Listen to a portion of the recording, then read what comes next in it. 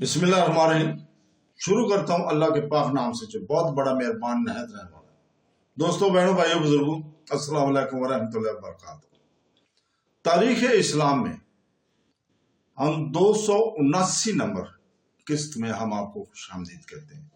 یہ 5واں حصہ ہے، پارٹ 6 جو ہم نے شروع کیا تھا حکومت اسلامیہ پر ایک نظر۔ تو دوستوں، بہنوں، بھائیوں، بزرگوں، ملک شاہ سلجوقی ترکی غلام جو تھا، ملک شاہ کا حاجب بھی تھا۔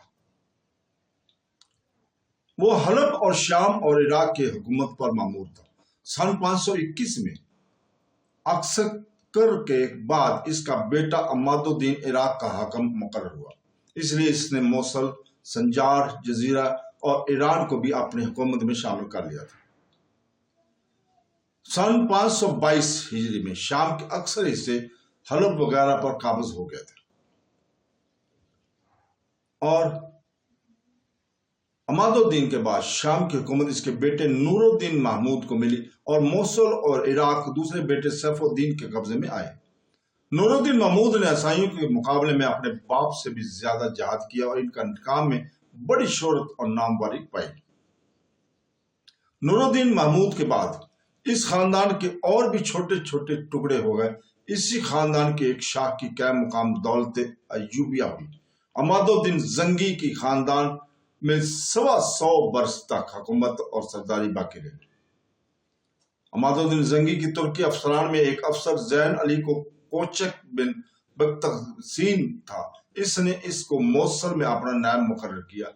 539 میں زین الدین کوچک نے سنجار، ہیران، تقریت، اربل یعنی اربیلا کو اپنی حکومت میں شامل کیا اور اربل کو اپنا دارالحکومت بنا کر اپنے الگ حکومت قائم کی۔ یہ حکومت زین الدین علی کوچک کے خاندان میں سن 630 ہجری تک قائم رہی۔ اس کے بعد خلیفہ بغداد کا اس پر براہ راست قبضہ ہو گیا تھا۔ ارطغرل بن اقسم سلجوقی کا ایک افسر تھا۔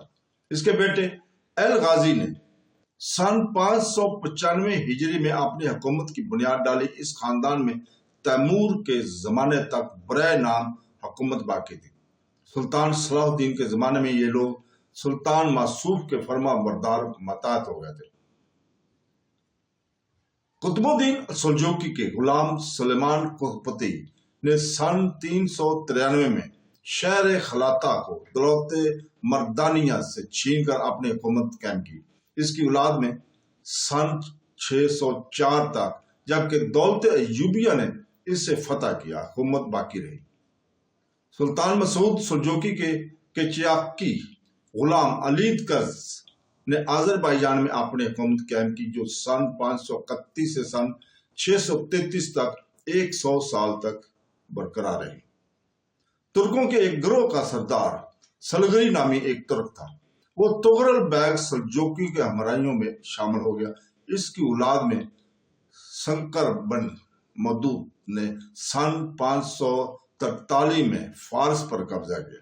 اس کے خاندان میں 686 تک فارس کی حکومت رہی۔ ان خاندان کا ایک بادشاہ اتابک سعد خوازن شاہ کا خراج برادر بن گیا تھا۔ اس کا نام شیخ مسعود الدین شیرازی نے اپنا تخلص سعدی رکھا تھا۔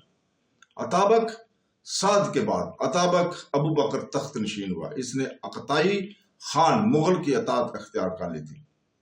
اسی اتابک ابو بکر کا ذکر شیخ سعدی نے گلستان میں کیا ہے۔ اس خاندان کا بانی اتابک طاہر تھا، جو اتابکان فارس کا ایک فوجی سردار تھا۔ جس سال سنکر بن مدود نے فارس پر قبضہ کیا، اسی سال ابو طاہر کو ترکستان پر قبضہ کرنے کے لیے بھیجا گیا تھا۔ چنانچہ سن 543 میں ابو طاہر نے ترکستان پر قبضہ کر کے اپنی حکومت کی بنیاد قائم کی، جو سن 780 ہجری تک قائم رہے۔ اسی خاندان کا ایک شیعہ ترکستان کوچک پر 10ویں صدی ہجری تک حکومت قائم کرتا رہا۔ بلگا تگین غزنوی ایک ترکی غلام انوشکین تھا جو سلطان ملک شاہ سلجوقی کے آبدار ہو گیا تھا۔ اس کو ملک شاہ نے خوازم یعنی خیوا کا حاکم مقرر کیا تھا۔ اس کے بعد اس کا جانشین اس کا بیٹا ہوا، اس کا نام خوازم شاہ تھا۔ اس نے اپنی حکومت کو ترقی دی، دریائے جیجونگ کے کنارے تک اپنی حکومت کو وسعت دے کر خراسان اور اصفہان کو بھی فتح کر لیا۔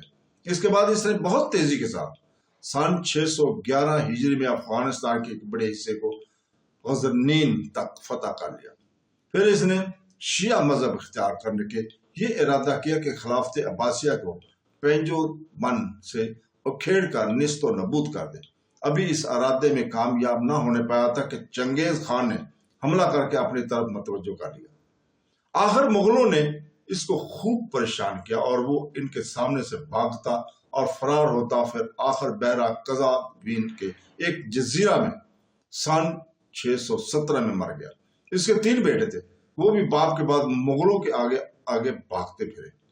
ایک بیٹا جلال الدین خوازی بھاگ کر ہندوستان میں آیا اور 2 برس ہندوستان میں رہ کر پھر واپس چلا گیا۔ آخر سن 628 ہجری میں مغلوں نے اس خاندان کا خاتمہ کر دیا۔ خوازن شاہینوں کو حکومت سن 470 ہجری سے 628 تک رہی، مگر 12 سال اس سلطنت پر ایسے عروج کے گزرے کہ وہ سلطنت سلجوقی کی اہم ہم پلہ سمجھی جاتے تھے۔ تابکان، شام اور عراق کا ذکر ہم پہلے کر چکے ہیں۔ ان میں عباد الدین زنگی نے کردستان کے رہنے والے ایک کرد سردار مسمی ایوب بن شادی کو شہر بغلم کے محافظ اور حاکم اپنی طرف سے مقرر کیا تھا۔ رفتہ رفتہ وہ سردار ہو گیا۔ ایوب کا ایک چھوٹا بھائی شیرکو تھا۔ عماد الدین کی فزود ہونے پر جب اس کا بیٹا نور الدین محمود زنگی تخت نشین ہوا تو اس نے شیرکو کو حمص اور ربہ کی حکومت عطا کی۔ شیرکو کی قابلیت اور بہادری کا اندازہ کر کے نور الدین نے شیرکو کو اپنی فوج کا سپہ سالار بنا دیا۔ جب نور الدین نے شیرکو کو مصر کی طرف بھیجا تو اس کے بھتیجے صلاح الدین ایوبی کو بھی مصر کی جانب روانہ کیا۔ یہ تذکرہ پہلے ہم بیان کر چکے ہیں۔ صلاح الدین ایوبی نے 564 ہجری میں اپنی حکومت کی بنیاد قائم کی۔ پھر بہت جلد اس کی حکومت میں مصر اور شام، حجاز وغیرہ بھی شامل ہو گئے۔ صلاح الدین ایوبی کی سلطنت کا نام دولت ایوبیہ ہے۔ اس خاندان میں سن 648 ہجری تک حکومت قائم رہی۔ صلاح الدین ایوبی کے بعد اس خاندان کے بھی کئی ٹکڑے ہوئے۔ حماقت میں اس خاندان کے ایک شاخ 742 تک قائم رہی۔ جو شاخ اس خاندان کے مصر میں حکمران تھے اس کو ایوبیہ عادلیہ کہتے ہیں۔ انہیں کے جانشین مصر میں مملوک ہوئے۔ دولت ایوبیہ مصر کے بعد مصر میں مملوک سلاطین کی حکومت سن 560 سے شروع ہوئی۔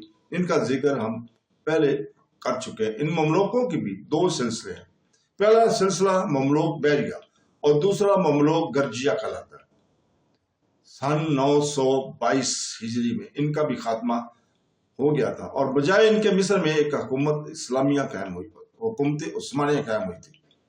سلاطین سلجوقیہ کی جانشینیوں کا ذکر کرتے ہوئے ہم بہت دور آگے نکل آئے ہیں۔ ترتیب زمانی کے اعتبار سے ابھی کئی مشہور زبردست سلطنت کی طرف اشارہ کرنا باقی ہے جو اس سے بہت پہلے زمانے میں قائم ہو چکی تھی۔ لہٰذا اب خراسان، عراق، شام وغیرہ مشرقی ممالک کو چھوڑ کر ہمیں پھر مغرب کی طرف توجہ کرنی چاہیے۔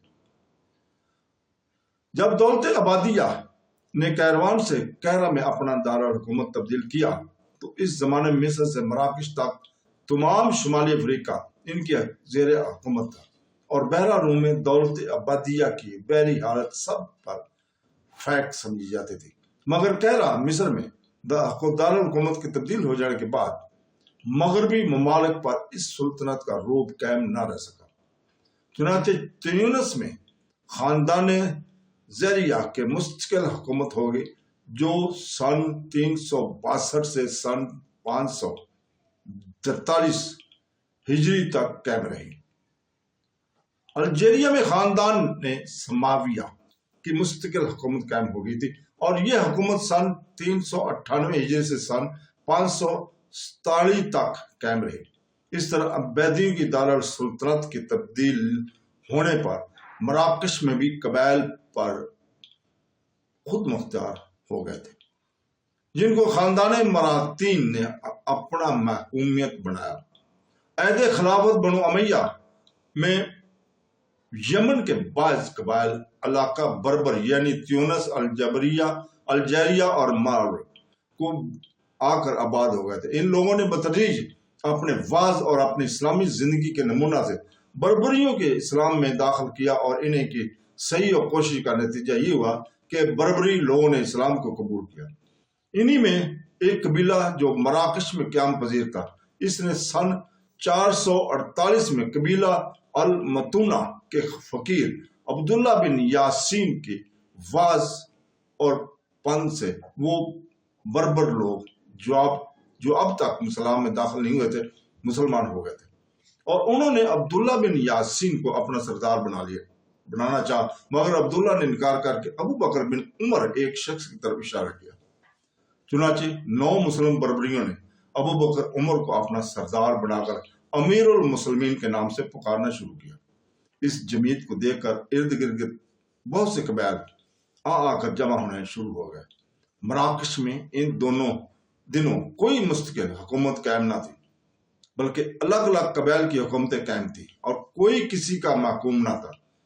اس طیف الملوکی کے زمانے میں ابو بکر بن عمر کی طاقت دن بدن ترقی کرتی گئی۔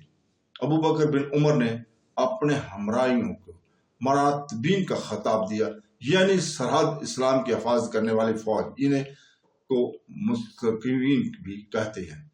ابو بکر نے بربری قبائل میں خدمت اسلام کا جوش پیدا کر کے ان کو خوب بہادر بنا دیا، اور مراکش سے مشرق کی جانب پیش قدمی کر کے بلسمان ماتسا کو فتح کر لیا، اور اپنے چچا زاد بھائی یوسف بن تاشکین المتفی کو اس کا حاکم بنا دیا۔ یہ یوسف بن تاشکین اسی ملک کا بادشاہ رہا۔